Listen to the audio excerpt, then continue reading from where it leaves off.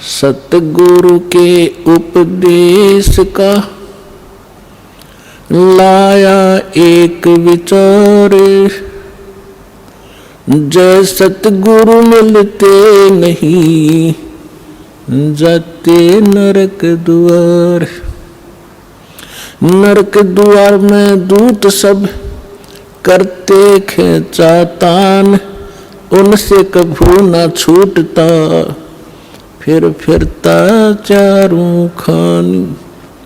चार खानी में भरमता कबहू न लगता पार, सो फेरा सब मिट गया मेरे सतगुरु के उपकार। सात समुद्र की मसी करूं लेखनी करूं बन राय, धरती का कागज करूं गुरु गुण लिखो न जाए। परमेश्वर ने अपनी महिमा बताने के लिए, आपको सही दिशा देने के लिए अधिक उदाहरण अपने ऊपर ही दिए हैं। क्योंकि परमात्मा कहीं खड़े हो जाते थे चौराहे पर और एक इकतारा लेकर के आवाज़ लगाते थे ताकि लोग इकट्ठे हों। जैसे कोई रीछ नचाने वाला खड़ा होकर डुगडुगी बजाने लग जाता है, लोग अट्रैक्ट होते हैं, क्या हो रहा है देखें जाकर।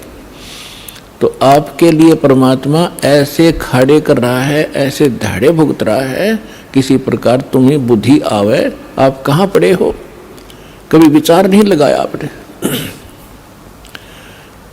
इस झूठे सुख को सुख कहे ये मान रहा मनमोद, यू सकल चबीना काल का कुछ मुख में कुछ गोद। तो खड़े होकर कहा करते परमात्मा, सतगुरु के उपदेश का लाया एक विचार, जय सतगुरु मिलते नहीं जाते नरक द्वार। तो परमात्मा ने पद भाग का सहारा इसलिए लिया क्योंकि हमारे अंदर एक विकार है कान का, जो हम शब्द विषय है हमारे अंदर। तो उस विकार के कारण परमात्मा अट्रैक्ट करते थे। सुरीली आवाज थी दाता की, वाणी में इतना अट्रैक्शन आत्मा को पकड़ के खींच लेता है। क्योंकि परमात्मा की वाणी आत्मा के लिए ही होती है। तो वह समझाया करते थे, अपने आप ही बताते थे। जब बार बार न्यू कह मैं भगवान होता, लोग डले मारने लग जाए थोड़े दिन में, हमारी आदत खराब हो चुकी है। तो उन्होंने कहा कि भाई सतगुरु से उपदेश लेने के बाद अब हिसाब लगाया, उसका विचार किया कि सतगुरु के उपदेश का लाया एक विचार, जय सतगुरु मिलते नहीं। ये नकली गुरु भी हो और साधना भी गलत कर रहे हो, शास्त्र भी गीता का मनमाना आचरण कर रहे हो, उनका भी कोई लाभ नहीं। सतगुरु के उपदेश का लाया एक विचार और जय सतगुरु मिलते नहीं जाते नरक द्वार। नरक द्वार में दूत सब करते खेचा तान, उनसे कभू ना छूटते फिर फिरते चारों खान। जैसे ग्रुप के ग्रुप करोड़ों की संख्या में नकली संतों के पास हैं, ये सारे के सारे मृत्यु के उपरांत नरक में ठोके जाएंगे। और जब नरक में डाले जाते हैं, यम के दूत बहुत संख्या के अंदर हैं, 12 करोड़ की संख्या है उन यम के दूतों की। तो इनको जब आदेश हो जाता है धर्मराज का कि इतने इतने इतने इनको नरक डालो, जिनका अच्छे संस्कार उनको स्वर्ग भेज दिया। यहाँ तो इतना ही है, स्वर्ग या नरक 2 स्थान है। और तीसरा फिर 84 लाख योनियों में पुनः पटक दे। तो उनको आदेश दे दिया जाता है कि इन सबको नरक भेज दो। अब पूरे उस ग्रुप के ग्रुप को 1 लाख डेली यहाँ से जाते हैं। उनमें से कुछ स्वर्ग, कुछ 84 लाख योनियों में और बाकी नरक में। तो भाले लेकर के, लठ ले लेकर, एक सूक्ष्म शरीर है इसके अंदर, उस सूक्ष्म शरीर के अंदर प्राणी जब तक नेक्स्ट योनि प्राप्त नहीं करता, नेक्स्ट शरीर नहीं प्राप्त करता, तब तक उसका फेस, उसका आकार ज्यों का त्यों रहेगा, एज इट इज, जैसा इस शरीर में। ये शरीर तो ऐसा समझो जैसे सर्प वो कैंचुली छोड़ देता है। सर्प ने कैंचुली छोड़ दी तो वह सर्प जैसी दिखा करे, लेकिन ओरिजिनल सर्प अन्य है। इसी प्रकार इसके अंदर एक शरीर और है, या ऊपर की कैंचुली है, ये कवर है आपका। तो वो जो शरीर है उसमें जीव मरता नहीं, उसमें दर्द पीड़ा घनी होती है। तो उसमें ऐसा लठ मारते हैं, वो भाले ठोकते हैं, उनकी मर्यादा तोड़कर इधर उधर चलते हैं। सामने हाहाकार मच रही होती है, जहां उनको ठोका जाता है नरक के अंदर तड़फ रहे हैं, हाहाकार मच रही है, किसी को ऐसे गंदा स्थान है वहां पर, तो उसमें उनको भेजा जाता है कि चलो अब वहां कैसे जाएं। वो सब उल्टे उल्टे हटते हैं और पीछे तो वो लठ मारे, उसके बाले ठोके, जबरदस्ती डाल देते हैं उसको। तो परमात्मा कहते हैं नरक द्वार में दूत सब वहां करते खेचाताड़, हम वापस भागेंगे, वो ठाठा पटकेंगे और उनसे कभू ना छूटता। उसके बाद फिर फिरता चारों खानी, चार खानी में, ये 83 लाख योनियों के शरीरों में, चार खानी में भ्रमता में कभू ना लगता पार। और सो फेरा सब मिट गया मेरे सतगुरु के उपकार। क्यों सारा झंझट बाईपास कर दिया उस सतगुरु ने।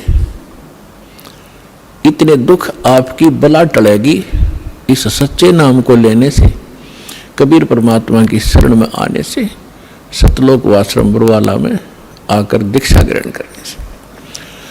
फिर परमात्मा कहते हैं ऐसे सतगुरु के फिर गुणगान क्या करूं। आप तो बालक हो, कोई दूसरी कक्षा का, कोई पहली कक्षा का, कोई वैसे सत्संग सुन करने के लिए आया है, लेकिन जब आप इस अध्यात्म ज्ञान से परिचित हो जाओगे, आपकी आंखों से आंसू पड़ा करेंगे। अब तो अफलातून होया फिर ये पुरानी छोटी सी पोस्ट मिल गई, कोठी और कार होगी, मोटरसाइकिल होगी, कोई व्यवसाय बनेगा छोटा सा, या कितने कोई अधिकारी लग गया। तो परमात्मा याद दिलाना चाहते हैं कि ये सुख तो थोड़े से दिन का है, 10-20 वर्ष का। रिटायर होने के बाद फिर उसकी आंख भी खुल जाती है, या क्या बनेगी तेरे साथ में। कोई ड्राइवर भी ना मिलता है IAS IPS को, न्यू अंडे सैर सपट्टे करते हो पार्का में, ना घर के सुने, बहु गाड़ दे जाते ही सारी तनख्वाह बच्चे ले लें। क्योंकि जो बैटरी जब तक चार्ज रही, पिछले पुण्य थे तब तक तो वो खूब प्रभु पाक रहा था, और जब वो डिस्चार्ज हो गया, अगर चार्जर है नहीं, भक्ति ठीक करी नहीं, तो कहते हैं संशय शोक सराय में सूतक दिन राती, और जीवित जग में जूते पड़े फिर जम तोड़ा छाती। इनके लिए यही बुरा हाल होलेगा बुढ़ापे में। यहाँ जीवित जग में जूते पड़े और फिर जम तोड़े छाती, यम के दूत फिर आगे इनकी छाती तोड़ेंगे, इनको कूटेंगे गिर के, और फिर 84 लाख योनियों में ठोके जाएंगे।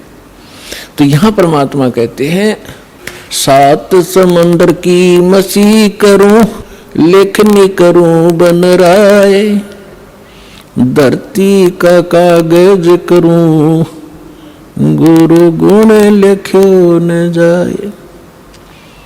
अब लिख कर देखो गुरु, ऐसे सतगुरु का, संत का गुण लिख कर देखो।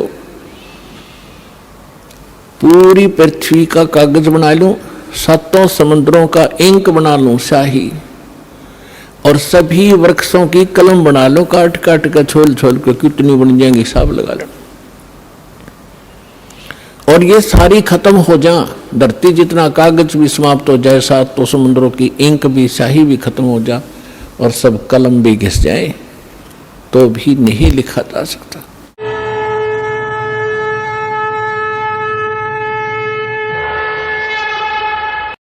हमसे जुड़े रहने के लिए हमारे YouTube चैनल को सब्सक्राइब करें और नई वीडियो की नोटिफिकेशन के लिए बेल आइकॉन को दबाएं। अगर आप ये वीडियो Facebook पर देख रहे हैं तो लाइक जरूर करें और ज्यादा से ज्यादा शेयर करें। धन्यवाद।